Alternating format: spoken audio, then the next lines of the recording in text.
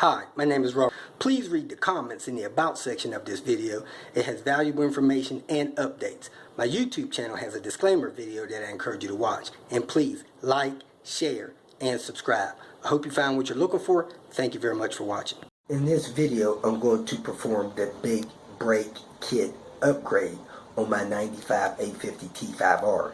Basically, these are the front braking system that is installed on the 99 and 2000 V70R. The rotors are 302 millimeter instead of the 280 millimeter that came standard on the turbo vehicles. A lot of people think because the rotors are larger that they're a bigger braking set. They actually use the same exact caliper and the same exact brake pads.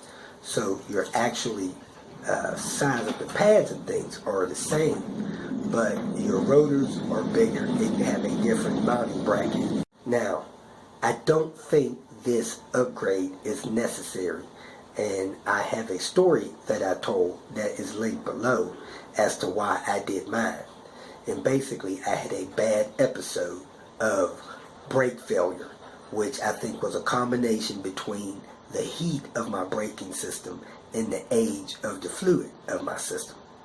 I really believe if you have good hoses, they're not old, cracked, and swelling, you have clean brake fluid, and you have a good set of pads, you'll have more than sufficient braking power to stop your vehicle.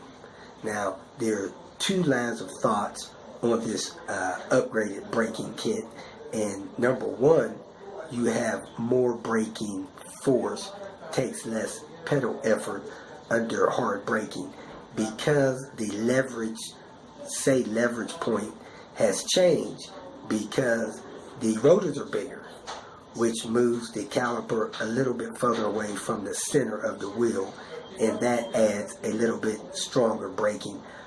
I'm not sure if that's true or not. At any rate, that's the one side of the story. The other side of the benefits is that a larger rotor surface provides better cooling, so you have less heat buildup in that system, and thus you have less chance of having a thermal braking failure like I had in the past. You have three new components introduced into the braking system when you do this upgrade. Number one, you have larger rotors. You can get them anywhere. Number two, you have a larger mounting bracket for your knuckle. That's become hard to come by because they no longer sell those new in most locations. If you find them new, you did a good thing. They've been discontinued by Volvo. So most people nowadays get them from cars on their way to the crusher or cars that's waiting in the junkyard. Number three, you have a longer brake hose because you're moving the location of the caliper, and you need a little bit longer hose to reach the brake caliper under certain steering conditions. If you don't change those brake hoses, you could reach the limit of your shorter brake hose and cause problems. Now, this braking system upgrade puts a larger rotor on there. Your caliper is moved out, so your normal 16-inch Volvo 850 Colombian wheels that came on the turbo models don't fit over the caliper if you do this. You won't fit any 15-inch wheels. Some of the 16s will rub. Most and all, I think all of the 17s will clear it. So if you're going to do this upgrade, be prepared to bump up your wheel size to the 17-inch wheel size.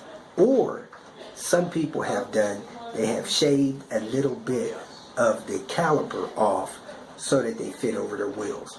I don't really recommend that, but some people have reported that they haven't had any issues in doing that.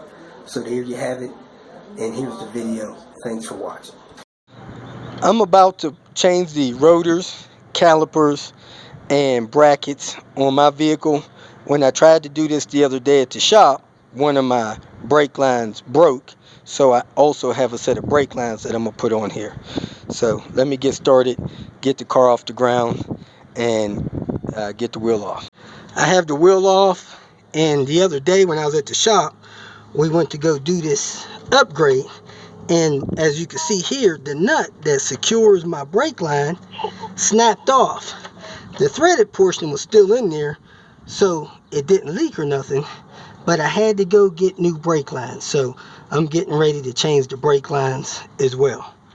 What I'm doing here is the big brake kit upgrade. The vehicle came with 280 millimeter rotors, and I'm converting them to 302 millimeter rotors. These came on the R series, I believe, in 99 and 2000. When you do that, there's two things that you need. You need the bracket that mounts the caliper, which is this part, bolts on to the knuckle, and you need longer brake lines because this bracket lifts the caliper up a little bit, those extra millimeters, so your brake pads can clear. This system actually uses the same brake pads, but because the rotors are bigger, it is supposed to change the pitch of the leverage, and it aids in cooling, which gives you better braking. Some people say it just breaks your pocket when you buy bigger rotors when you need them, but Volvo did that for some reason. So when I went to go do it, I broke my brake hose because it was rusted, so I replaced that line, that brass line. I put on the braided steel brake lines. They were under $20 each. You can get the new rubber hoses if you want. My belief is if you change your fluid, you change your old cracked up brake lines, you'll get better braking because you're not swelling your old lines and you have fresh fluid. But with these, I may possibly have even better braking, and I'm going to put on some new Akibono brake pads with that. The downside with installing these stainless steel brake lines is that if they're exposed and you can feel the braided steel, this braided steel cuts into anything that it touches. But these that I got from FCP have a rubber coating on them, so they shouldn't saw into things as they flex and touch other things. The actual caliper is the same size, and like I said, the brake line itself is a little bit longer, not much, maybe just about an inch, and then the rotors are supposed to be bigger. So these are the 280s there, and these are the 302s here. So let's lay them on there so you can see the difference. It's almost even on this side, and that's how much bigger the 302s are. So you have a substantial amount of extra rotor surface, but again, it's the same pads and it's the same caliper. Now my vehicle is equipped with 17-inch wheels. If you have the Volvo 16-inch wheels, the standard ones, they will not clear the caliper. So your caliper has these ribs here, and what some people has done to make their calipers fit with this big brake kit upgrade, they have grinded off these peaks on these calipers and have reported over 30,000 miles in 4 years not to have had any issues with the calipers not performing properly. So I recommend you don't do it unless you have wheels that will clear the larger arrangement. But if for some reason you want to try it with your 16s, you'll have to grind these down so that your wheel could clear that. I had problems with my old brake lines. I've got one of them replaced. Let me go ahead and finish the other one so that I can wrap this up before it gets too dark on me, which it probably will.